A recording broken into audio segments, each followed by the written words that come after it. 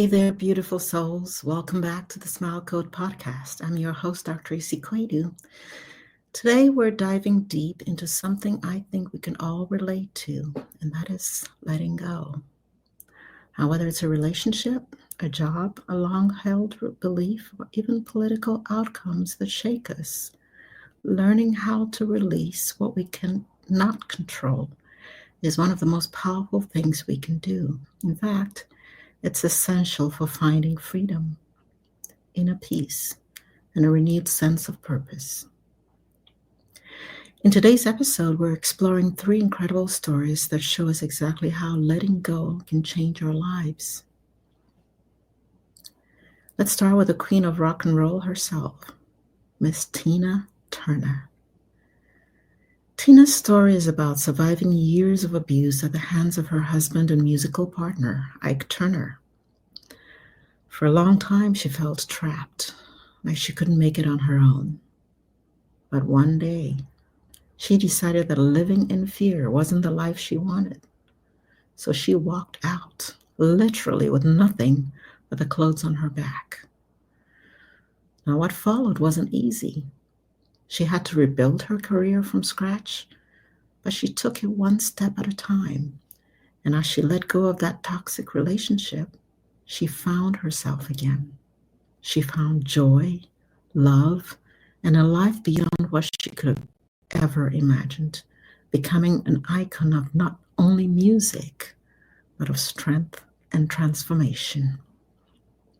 Her story teaches us that sometimes to find ourselves, we have to leave behind everything that's holding us back. Tina's story reminds us of something fundamental, that letting go isn't giving up, but rather it's opening up.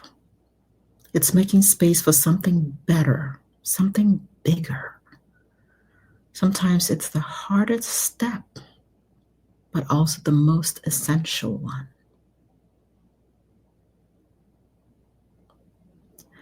Our next story takes us to Italy, India, and Bali with Elizabeth Gilbert, the author of Eat, Pray, Love.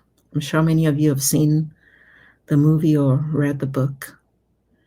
Liz had what looked like the perfect life from the outside. A great husband, a home, a successful career. But inside, she felt empty, living out someone else's idea of happiness. So she made a radical choice. She let go of the expectations that society had placed on her, that she herself had placed on herself.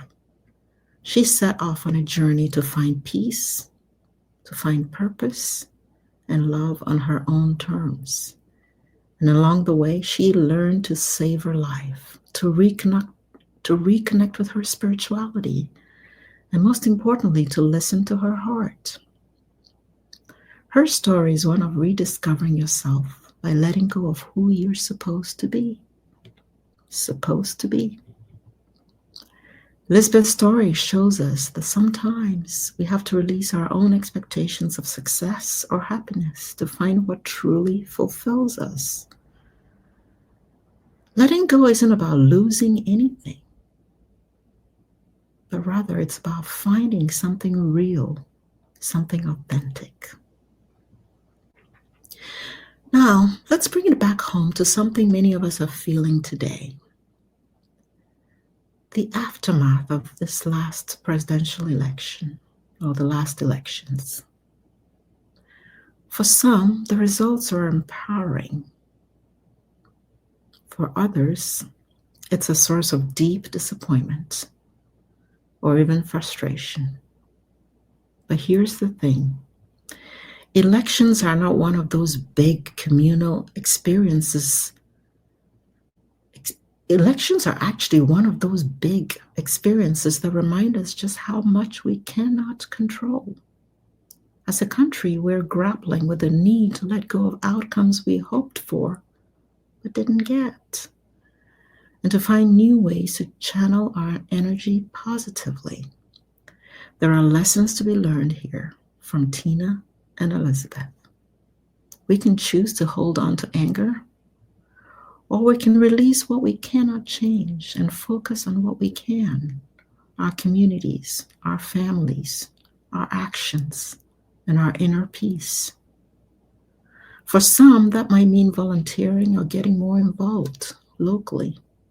For others, it might mean taking time to process emotions, reconnect with loved ones, or engage in self-care. Now, this isn't about resignation, but about renewal. When we let go of outcomes, we make space for action. We turn disappointment on its head. We turn it into purpose. This is the essence of resilience, the same resilience that helped Tina Turner and Elizabeth Gilbert transform their lives. So now let's talk about some practical strategies for releasing and letting go. And the first one I want to touch on is to practice mindful awareness. Often, holding on to difficult emotions or past experiences happens because we're not fully aware of what we're clinging on to. So it's important to take a few moments each day to sit quietly, to close our eyes, and just observe our thoughts without judgment. Notice if there's something specific that's weighing you down, whether it's a memory, an expectation, or simply fear. Identify what you're holding on to is the first step to letting go. The second strategy I want to touch on is a ritual. We can call it a release ritual. Sometimes a tangible ritual can make releasing feel more real. One effective way is to write down whatever you're struggling to let go of on a piece of paper, whether it's a relationship, a belief, or a frustration. And when you're ready, destroy the paper, crumble it up, tear it, or safely burn it. And as you do, you visualize that burden dissolving in the process. This simple act symbolizes releasing it from your mind and from your heart. Third strategy is to practice self-compassion and forgiveness. Often, what we hold on to are judgments against ourselves or of others. Practicing self-compassion and forgiveness is essential to letting go of resentment or self-blame. Take a moment to place a hand on your heart. Acknowledge what you're feeling and say something kind to yourself like, I forgive myself, or I choose to move forward with love and peace. Now, forgiveness doesn't mean forgetting. It simply means you're choosing it means you're choosing peace, rather, over pain. Fourth strategy is to focus on the present. Letting go means releasing the past and redirecting your attention to what's happening here and now. One easy practice is grounding.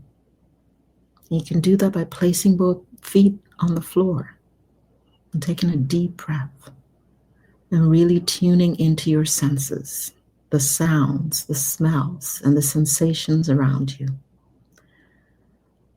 What this does is it reminds your mind to come back to the present, away from all those thoughts swirling around in your mind. Our fifth strategy is to set intentions for the future.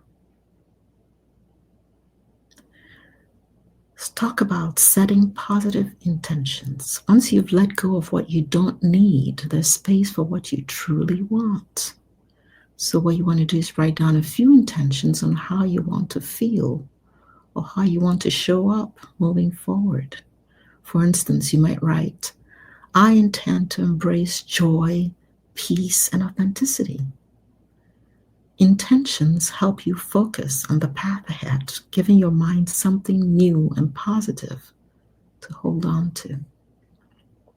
Now, these strategies, there are many more strategies, but these simple, straightforward strategies these are just practical tools that you can try almost immediately and will help you practice release and renewal. Now, each of these topics we've touched on today teaches us that letting go is truly an act of courage, isn't it? Whether it's a relationship, an expectation, or an election result, what we release allows us to step into a more authentic, purposeful version of ourselves. So ask yourself, what is one thing you can let go of this week? Is it a limiting belief, a grudge, or maybe just the expectation that everything has to be a certain way for you to be happy? Thank you for tuning in. If this episode resonated with you, share it with someone who might need a little extra encouragement. And remember, letting go isn't the end. It's the beginning of something even better. So until next time, stay true to yourself, keep smiling, and let's keep making room for the best that's yet to come. See you soon.